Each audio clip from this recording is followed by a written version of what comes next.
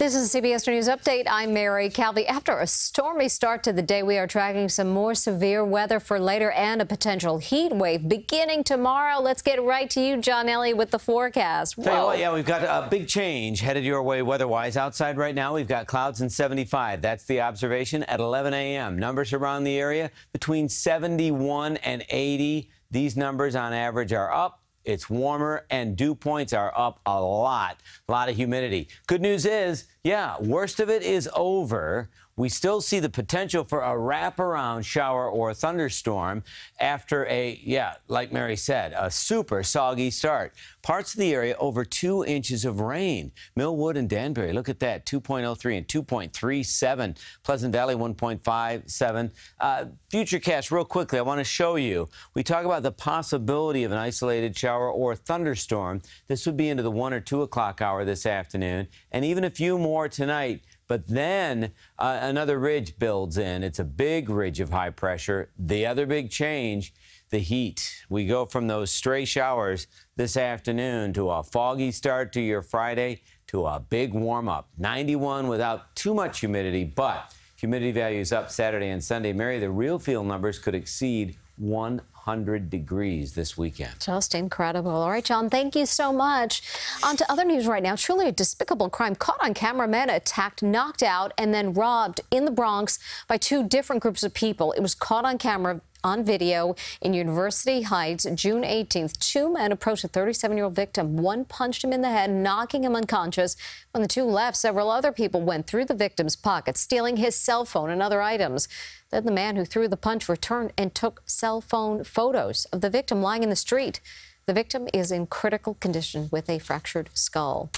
Just an hour ago, a free community resource for healing was announced in the Bronx following the murder of a 15-year-old boy. A funeral for Lysandra Guzman Feliz was held yesterday. Police say gang members dragged the teen from a Belmont bodega last week in a fatal case of mistaken identity. 8 accused members of the Trinitarios gang are charged in connection with his murder. New video this morning shows the immediate aftermath of a mass shooting in Trenton earlier this month, carried out during an arts and music festival. CBS2's Janelle Burrell has the story.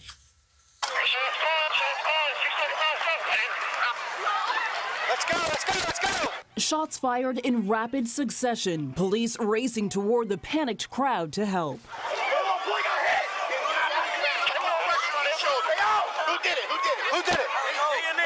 The newly released police body camera video showing the chaos that officers encountered as they responded to the Trenton Arts Festival.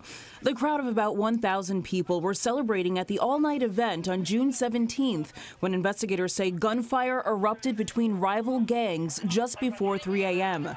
Festival goers ran for cover. We got 1, 2, 3 out here, 1 inside with a headshot wound. There was 1 out here. It's multiple people shot. 22 were injured in the melee, most of them by gunfire. Yeah, hold on tight. Officers loaded victims into their patrol cars, racing them through the crowds to get them to hospitals.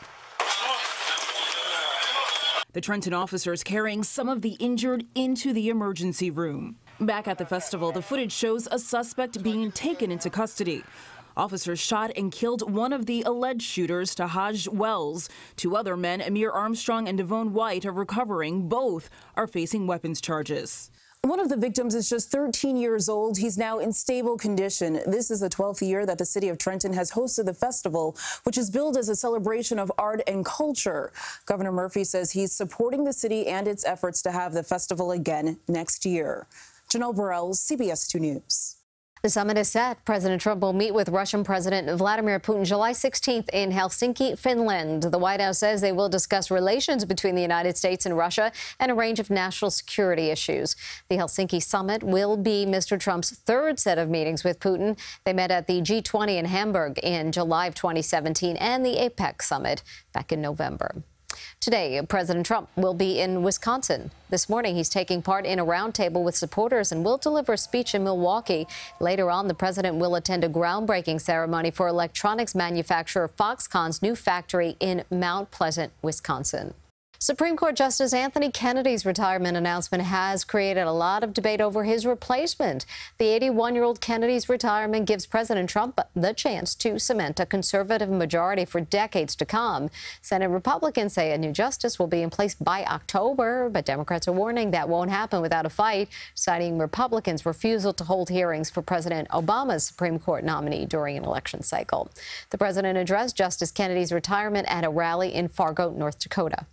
Now, I'm very honored that he chose to do it during my term in office because he felt confident in me to make the right choice and carry on his great legacy. People from all across America should realize that their rights and opportunities are threatened. While more often with the court's conservative majority, in his 30 years on the bench, Kennedy sometimes sided with liberals on social issues, including gay rights, earning a reputation as a key swing vote. So now to the story of a young woman who was told she may never walk or talk. She surprised everyone as she took steps across the stage at her high school graduation. CBS2's Jessica Layton has her story. Graduation balloons and celebratory signs decorate the proud Rodriguez family's front lawn. But you don't need to look any further than this smile to see what accomplishment looks like. 19-year-old Tasia is still basking in her Belleville High School graduation glow. Born with cerebral palsy, doctors warned early on she may never walk or talk. Friday, she surprised her peers and even her parents when, with a little help, she took steps across the stage to receive her diploma. I saw you waving it in the air. How did that feel? It felt amazing.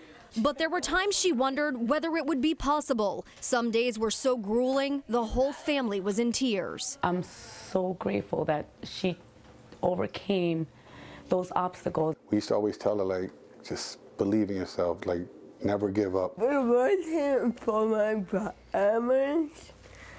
This day would have never happened. Now that Tasia's a high school graduate, she's looking forward to spending the summer with her huge family that includes 18 cousins.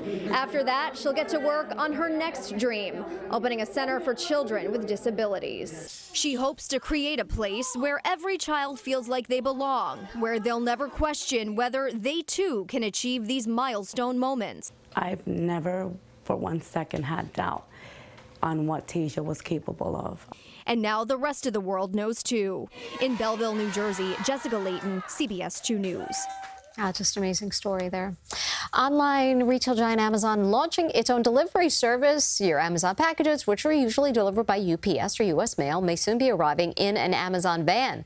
Amazon rolling out a new program that allows entrepreneurs around the country to launch their own businesses delivering Amazon packages. Owners will be able to lease vans from Amazon and receive support from the company on how to grow their business.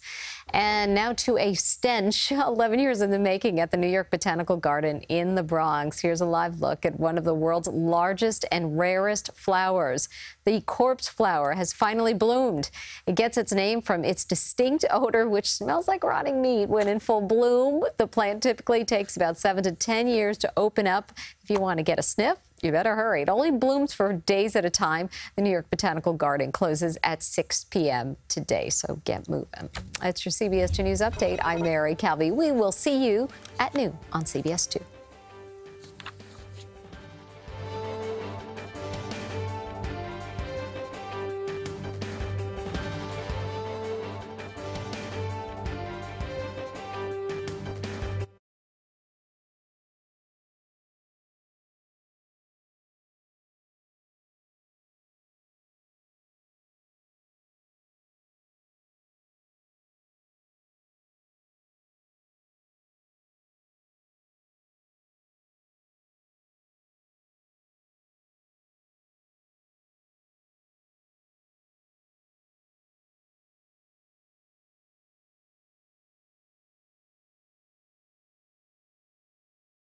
I thought you said D16. And I'm going to ask him what that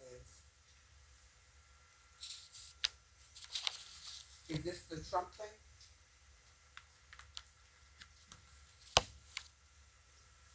Yeah. What did they like? It's okay. I'll just, the script is okay? A spelling error or something. Oh.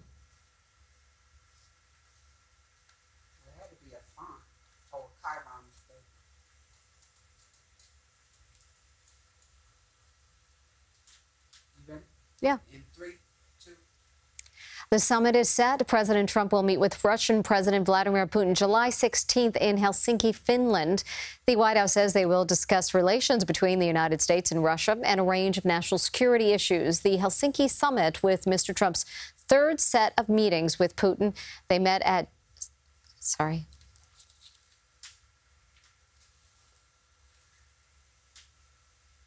Can I start again? 3, 2. The summit is set. President Trump will meet with Russian President Vladimir Putin July 16th in Helsinki, Finland. The White House says they will discuss relations between the United States and Russia and a range of national security issues. The Helsinki summit will be Mr. Trump's third set of meetings with Putin. They met at the G20 in Hamburg in July of 2017 and the APEC summit back in November. Today, President Trump will be in Wisconsin. This morning, he's taking part in a roundtable with supporters and will deliver a speech in Milwaukee. Later on, the president will attend a groundbreaking ceremony for electronics manufacturer Foxconn's new factory in Mount Pleasant, Wisconsin.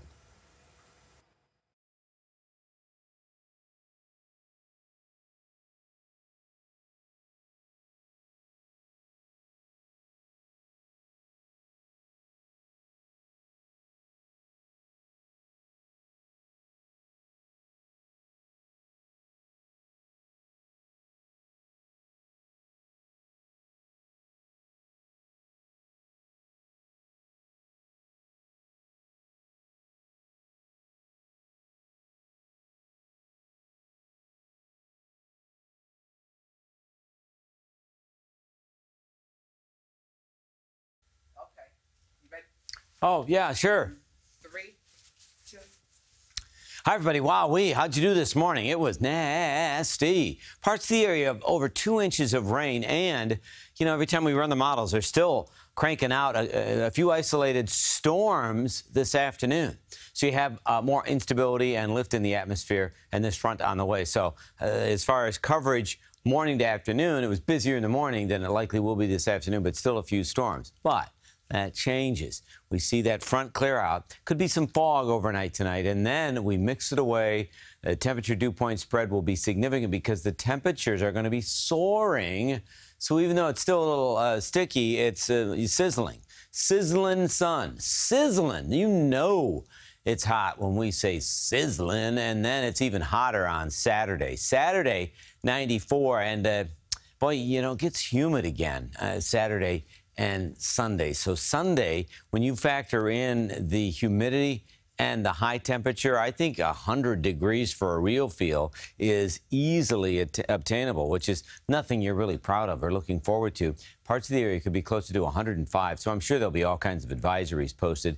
Just pace yourself and take care of yourself. You know, if you're thirsty, it's almost too late, so be kind of proactive and drink that water. Watch out for the kids, the young and the old. The heat really takes a toll. And then also the pets, and it's going to be hard on the car. And, yeah, maybe just think cool thoughts.